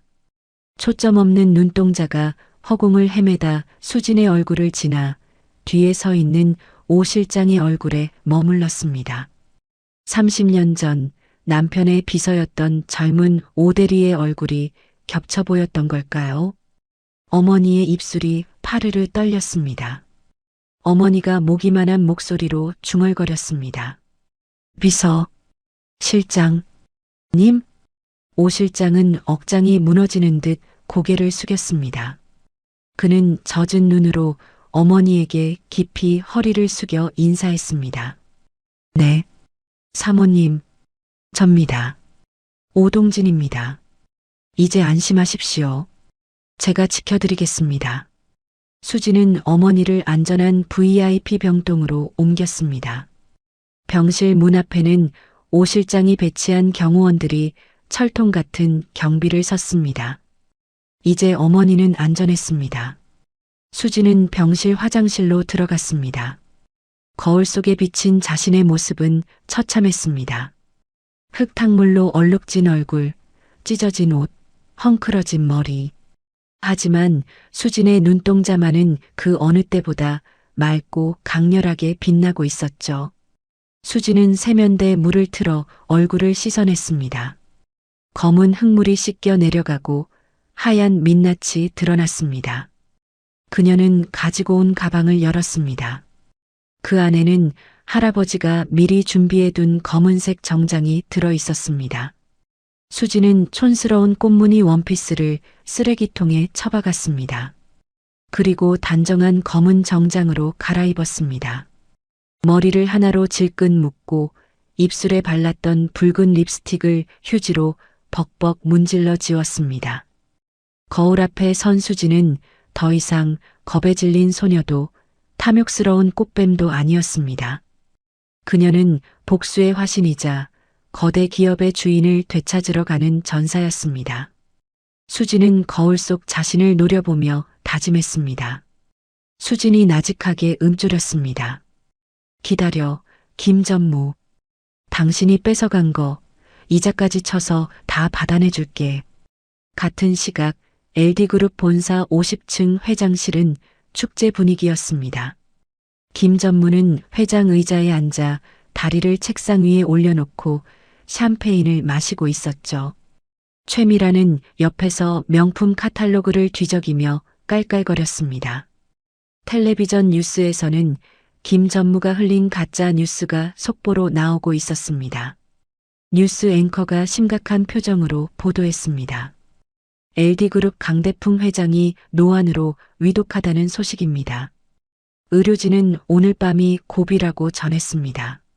이에 따라 그룹 경영권 승계에 대한 관심이 집중되고 있는데요. 김 전무가 뉴스를 보며 킬킬거렸습니다. 타이밍 죽인다. 주가 떨어지면 내 명의로 싹 긁어모아. 내일 아침이면 내가 회장이다, 회장. 최미란이 아양을 떨며 맞장구 쳤습니다. 여보, 당신 정말 대단해. 그 노인네 진작에 저렇게 될 걸 괜히 시간만 끌었네. 그나저나 그 도망간 계집애는 어쩌지? 김 전무가 손을 휘저으며 대수롭지 않게 말했습니다. 신경 꺼. 빈털터리로 쫓겨나서 갈 때나 있겠어? 엄마 송장 치우느라 정신없을걸. 쥐새끼 한 마리가 짖어봤자지. 이사회 시작까지는 딱 1시간이 남아 있었습니다. 이사들은 대회의실에 모여 눈치를 보고 있었고 승기는 이미 김 전무 쪽으로 기울어 보였습니다. 모든 것이 김 전무의 계획대로, 아니 더 완벽하게 흘러가고 있는 듯 했습니다. 하지만 지하 3층 주차장에서는 아무도 예상하지 못한 일이 벌어지고 있었습니다. 화물용 엘리베이터 앞 구석진 자리에 검은색 썬팅을 한 사설 앰뷸런스 한 대가 조용히 주차되어 있었죠. 운전석에 앉아있던 오 실장이 시계를 확인했습니다. 오후 1시 55분. 이사회 시작 5분 전이었습니다. 오 실장이 차에서 내려 뒷문을 열었습니다. 끼익 하는 소리와 함께 앰뷸런스 문이 열렸습니다. 어두운 차 안에서 누군가가 움직였습니다. 환자복을 벗어던지고 빳빳하게 날이 선 회장 정복을 갖춰 입은 노인. 바로 죽어가던 김 회장이었습니다. 김 회장은 휠체어를 거부하고 오 실장의 부축도 마다했습니다. 그는 지팡이를 짚고 두 발로 땅을 딛고 섰습니다. 그의 얼굴은 병색이 완연했지만 눈빛만은 먹이를 노리는 맹금류처럼 매서웠습니다. 김 회장이 지팡이로 바닥을 쿵 찍으며 말했습니다. 가자. 내 회사에 쥐새끼들이 너무 많이 들어왔어. 청소하러 가야지. 오 실장이 90도로 허리를 숙였습니다. 네, 회장님. 모시겠습니다. 김 회장은 비틀거리면서도 한 걸음 한 걸음 엘리베이터를 향해 걸어갔습니다. 그의 뒤로 오 실장과 건장한 경호원들이 따랐습니다. 엘리베이터의 층수 표시등이 숫자를 바꾸며 올라가기 시작했습니다. B3, 1, 10, 20. 숫자가 올라갈수록 김 전무의 파멸도 카운트다운에 들어갔습니다. 50층을 향해 질주하는 엘리베이터 안에서 김 회장은 굳게 담은 입술 사이로 거친 숨을 골랐습니다. 이것이 그의 생애 마지막 전쟁이 될 것임을 그는 직감하고 있었습니다. 오후 2시 LD그룹 본사 50층 대회의실에는 숨막히는 긴장감이 감돌았습니다. 긴급 소집된 이사들이 긴 타원형 테이블에 둘러앉아 서로의 눈치만 살피고 있었습니다. 상석인 회장 자리에는 아직 아무도 앉지 않았지만 그 바로 오른쪽 자리에 김 전무가 거만한 자세로 앉아 있었습니다. 그는 승리의 샴페인을 너무 일찍 터뜨린 사람처럼 얼굴이 불구죽죽하게 상기되어 있었지요. 그의 뒤편에는 최미란이 화려한 모피 코트를 걸치고 서서 마치 자신이 이미 안주인이 된 양 이사들을 내려다보고 있었습니다. 김 전무가 헛기침을 크게 하며 마이크를 잡았습니다. 네, 다들 아시다시피 회장님 병세가 급격히 악화되셨습니다. 오늘 밤을 넘기기 힘들다는 게 의료진의 소견입니다. 좌중에서 웅성거리는 소리가 들렸습니다. 안타까워하는 사람도 있었지만 대부분은 줄을 어디에 서야 할지 계산하느라 바쁜 눈치였습니다. 김 전무가 의사봉을 만지작거리며 말을 이었습니다. 회사는 하루라도 선장 없이 표류해서는 안 됩니다. 그래서 제가 아버님의 유지를 받들어 비상경영 체제를 선포하고 신임 회장직을 맡기로 결심했습니다. 최미란이 박수를 치며 분위기를 유도했습니다. 다들 뭐 하세요? 박수 안 치고. 새 회장님 탄생하셨는데. 몇몇 이사들이 쭈뼛거리며 박수를 치기 시작했습니다. 김 전무는 만족스러운 듯 입꼬리를 올리며 자리에서 일어났습니다. 김 전무가 의사봉을 높이 치켜들며 외쳤습니다. 그럼 이견이 없는 것으로 알고 이 안건을 통과시키게. 쾅! 육중한 대회의실 양쪽 문이 굉음과 함께 활짝 열렸습니다. 의사봉을 내려치려던 김 전무의 손이 허공에서 멈췄습니다. 모든 이사들의 시선이 일제히 입구로 쏠렸습니다. 열린 문 사이로 또각, 또각하는 구두 소리가 울려 퍼졌습니다. 그 소리는 마치 심판의 시간을 알리는 시계 초침 소리처럼 규칙적이고 냉정했습니다. 검은 정장을 단정하게 차려입은 수진이 당당하게 걸어 들어왔습니다. 헝클어진 머리는 단정하게 묶였고 겁에 질려 있던 눈동자는 서리빨처럼 차갑게 빛나고 있었습니다. 그녀의 손에는 낡은 가죽 가방 하나가 들려 있었습니다. 김 전무가 당황하여 삿대질하며 소리쳤습니다. 뭐야? 네가 여기 왜 있어? 경비, 뭐해? 당장 저 미친 여자 끌어내. 하지만 문 앞에 서 있던 경호원들은 미동도 하지 않았습니다. 오히려 그들은 수진을 향해 정중하게 고개를 숙여 귀를 터주었습니다. 김 전무의 얼굴이 하얗게 질렸습니다. 최미란이 앞으로 나서며 악을 썼습니다. 이게 미쳤나? 여기가 어디라고 감히 들어와? 썩 꺼지지 못해?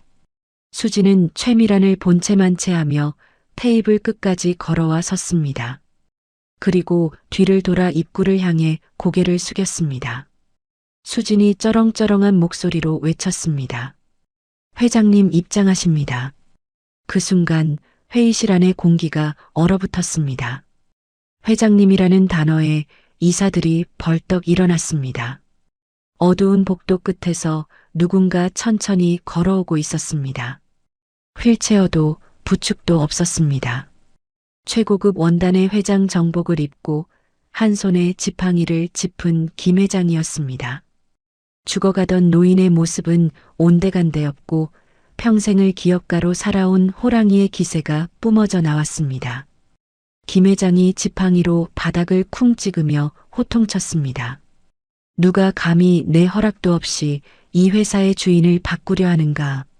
그 목소리는 천둥처럼 회의실을 울렸습니다. 김 전무는 귀신이라도 본 듯 다리에 힘이 풀려 의자에 주저앉았습니다. 최미란은 뒷걸음질 치다 협탁 위에 놓인 물컵을 쳐서 깨뜨렸습니다. 쨍그랑하는 파열음이 정적을 깼습니다.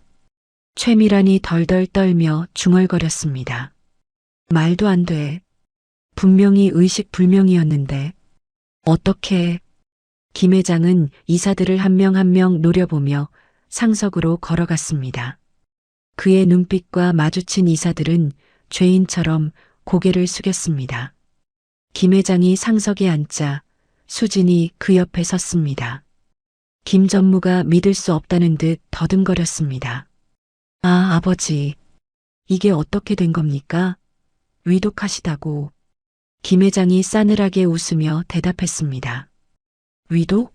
내 놈이 주는 독약을 받아먹고 죽어주길 바랐겠지. 그래야 내 세상이 될 테니까.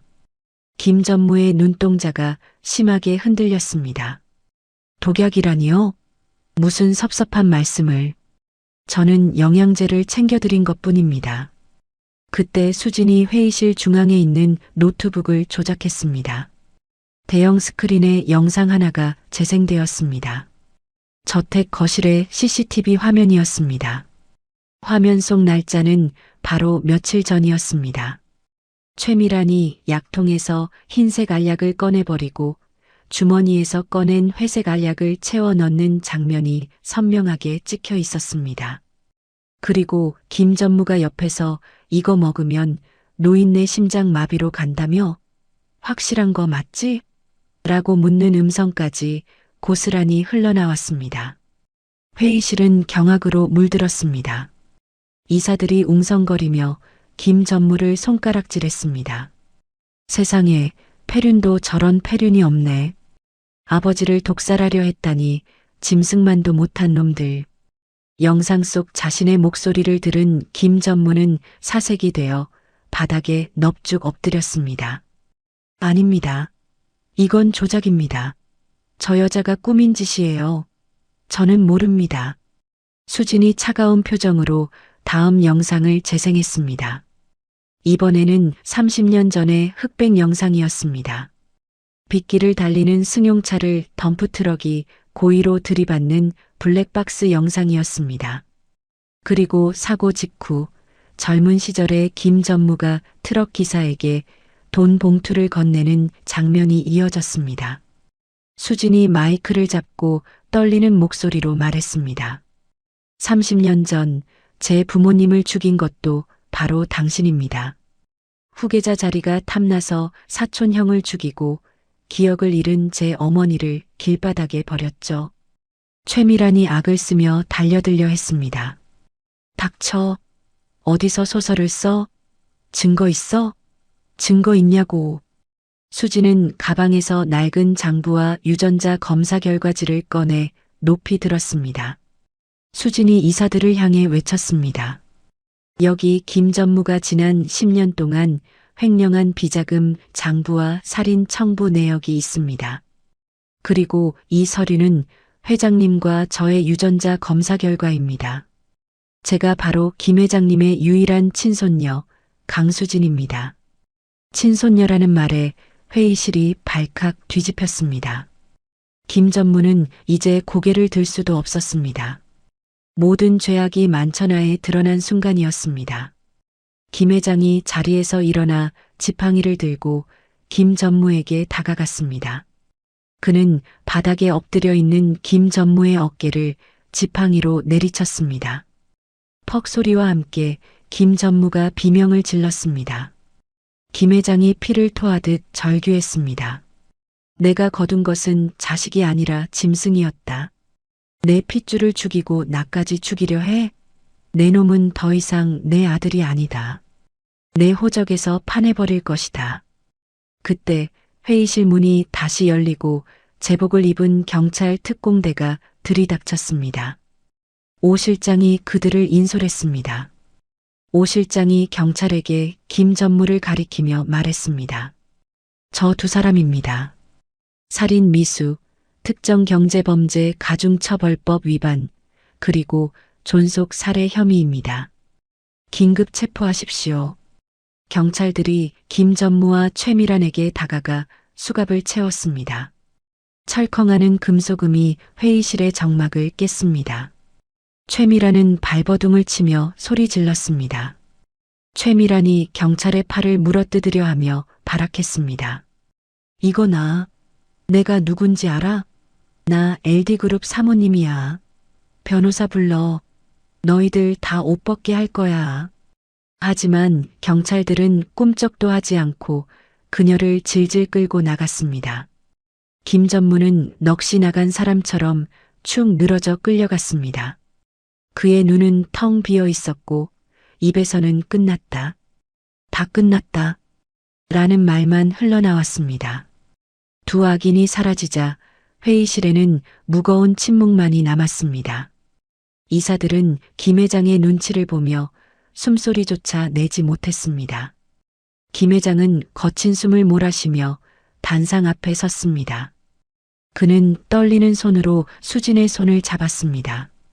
그리고 이사들을 향해 천천히 입을 열었습니다. 김 회장이 엄숙하게 선언했습니다. 나는 오늘부로 경영 일선에서 물러난다. 그리고 내 모든 지분과 경영권을 나의 유일한 핏줄, 김수진에게 위임한다. 이 아이가 나를 대신해 썩은 곳을 도려내고 회사를 다시 세울 것이다. 불만 있는 자는 지금 나가라. 아무도 나가는 사람이 없었습니다. 잠시 후 한 이사가 자리에서 일어나 박수를 쳤습니다. 그러자 다른 이사들도 하나둘 일어나 기립박수를 보내기 시작했습니다. 우레와 같은 박수 소리가 회의실을 가득 채웠습니다. 수지는 벅차오르는 감정을 주체하지 못하고 눈물을 글썽였습니다. 그녀는 옆에 서 있는 할아버지를 올려다보았습니다. 김 회장은 그제야 긴장이 풀린 듯 수진을 보며 인자하게 미소 지었습니다. 김 회장이 수진의 손등을 토닥이며 속삭였습니다.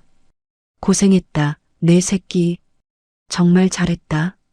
수진은 할아버지의 품에 안겨 참았던 눈물을 터뜨렸습니다. 그것은 슬픔의 눈물이 아니라 승리와 회한이 뒤섞인 뜨거운 눈물이었습니다. 창밖으로 오후의 햇살이 비쳐들어와 두 사람을 따스하게 감싸 안았습니다. 길고 길었던 어둠의 터널을 지나 드디어 빛이 보이는 순간이었습니다. 하지만 수지는 느낄 수 있었습니다. 할아버지의 손이 미세하게 떨리고 있다는 것을, 그리고 잡은 손에서 식은땀이 배어 나오고 있다는 것을요. 마지막 불꽃을 태운 호랑이의 생명이 서서히 꺼져가고 있었습니다. 모든 폭풍우가 지나가고 일주일 뒤 법원은 김 회장과 수진의 혼인 무효 소송을 받아들였습니다.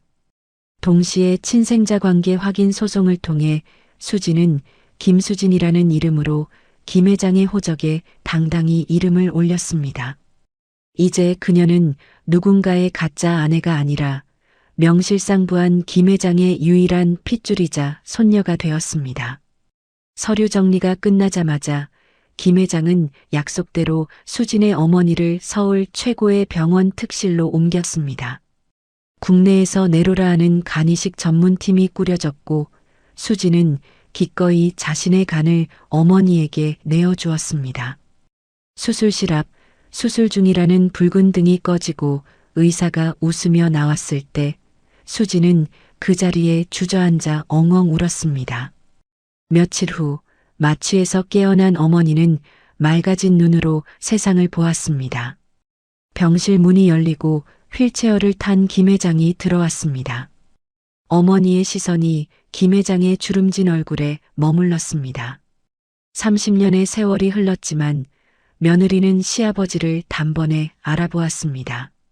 사고의 충격으로 닫혀있던 기억의 문이 활짝 열린 것입니다. 어머니가 링거 바늘이 꽂힌 손을 뻗으며 울먹였습니다. 아버님, 죄송해요. 제가 면목이 없어요. 김 회장은 휠체어에서 내려 며느리의 손을 잡고 볼을 비볐습니다. 아니다. 살아줘서 고맙다. 내 아들 목까지 살아줘서 정말 고맙다. 병실은 눈물바다가 되었습니다. 잃어버린 아들, 기억을 잃은 며느리, 고아로 자란 손녀. 30년 만에 비로소 가족이라는 퍼즐이 완성되는 순간이었습니다. 김 회장은 병실 창가에 앉아 잠든 며느리와 손녀를 바라보며 생애 가장 평온한 시간을 보냈습니다.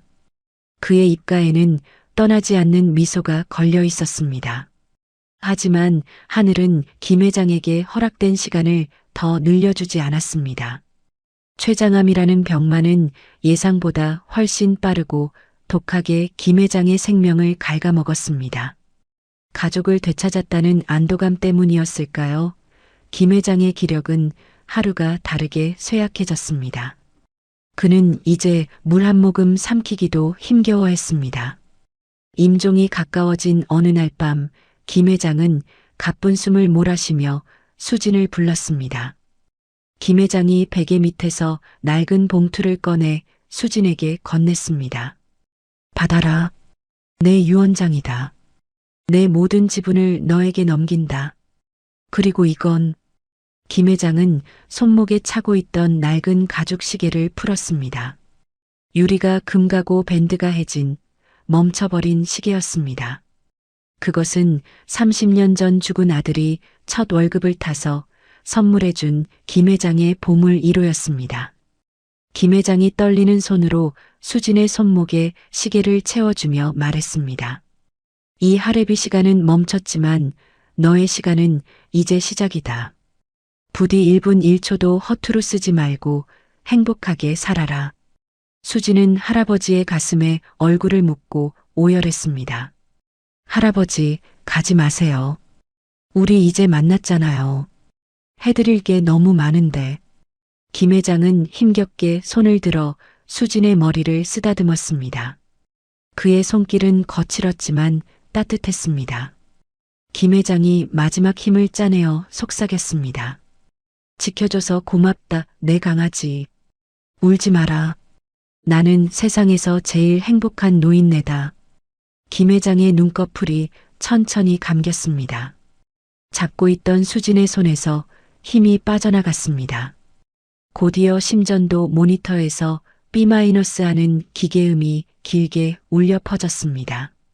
대한민국 재계를 호령하던 거인이 사랑하는 가족의 품에서 영면에 든 것입니다. 수진은 할아버지의 식어가는 손을 뺨에 대고 목이 쉬도록 통곡했습니다. 병실 밖에서 대기하던 오 실장도 뒤늦게 소식을 듣고 달려온 의료진도 모두 고개를 숙여 눈물을 훔쳤습니다. 김 회장의 장례식은 대한민국 재계 역사상 가장 성대하게 치러졌습니다. 장례식장 입구부터 복도 끝까지 정재계 인사들이 보낸 화환이 줄을 지었습니다. 수진은 검은 상복을 입고 상주 자리에 섰습니다. 그녀의 왼쪽 팔에는 30년 전 아버지가 차지 못했던 완장이 채워져 있었습니다. 조문객들은 앳된 상주를 보며 수군거렸지만 수진의 의연한 눈빛을 보고는 이내 정중하게 고개를 숙였습니다. 그녀는 더 이상 겁먹은 소녀가 아니었습니다.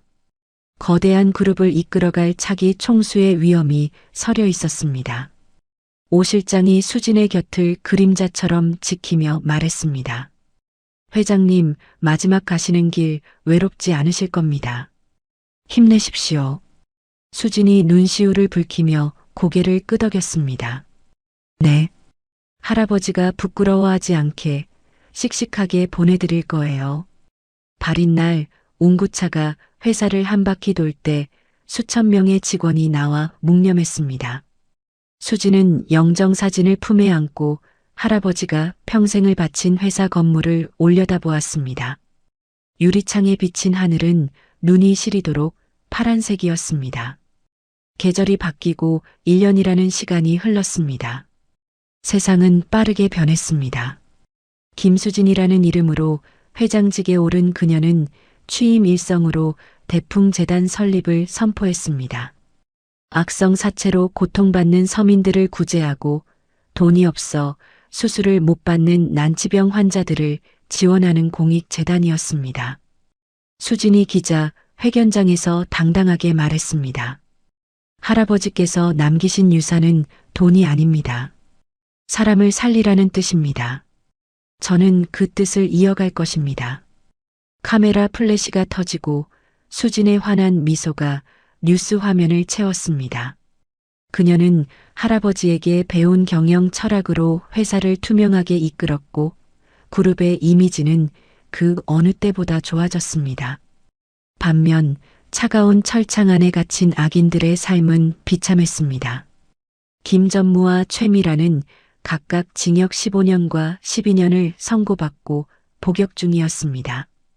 교도소 면회실 최미라는 헝클어진 머리에 죄수복을 입고 유리병 너머를 멍하니 바라보고 있었습니다.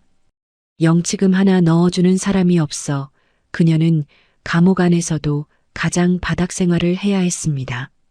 옆방에 수감된 김전무와 마주칠 때마다 두 사람은 서로를 향해 으르렁거렸습니다. 김전무가 철창을 사이에 두고 소리쳤습니다. 너 때문이야. 네가 보석 욕심만 안 부렸어도 이렇게는 안 됐어. 최미란이 악을 쓰며 대꾸했습니다. 웃기지 마. 아버님 죽이자고 먼저 꼬드긴 게 누군데? 나가면 가만 안 둘 거야. 서로를 탓하는 그들의 목소리는 공허하게 메아리쳤습니다. 탐욕의 끝은 파멸뿐이라는 것을 그들은 뼈저리게 느끼고 있었습니다. 다시 따스한 봄이 찾아왔습니다. 경기도 양평의 양지바른 언덕, 김 회장의 묘소에는 붉은 철쭉이 만발했습니다. 검은 세단을 타고 수진과 어머니가 도착했습니다. 어머니는 이제 건강을 완전히 회복하여 혈색이 좋았습니다. 두 사람은 할아버지의 묘비 앞에 섰습니다. 수진은 준비해온 붉은 카네이션 한 송이와 대풍재단의 첫 번째 연차 보고서를 비석 위에 올려놓았습니다. 수진이 비석을 쓰다듬으며 밝게 웃었습니다. 할아버지, 저 왔어요. 약속 지켰어요. 재단 만들어서 벌써 100명 넘는 사람들을 도왔어요. 잘했죠? 어머니도 눈물을 훔치며 절을 올렸습니다. 아버님, 편안하시죠? 수진이가 아버님 닮아서 아주 훌륭하게 컸어요. 지켜봐 주세요. 묘비 너머로 산들바람이 불어왔습니다. 바람이 수진의 머리카락을 부드럽게 흐트리고 지나갔습니다. 마치 할아버지가 오냐, 잘했다 하며 머리를 쓰다듬어 주는 것만 같았습니다.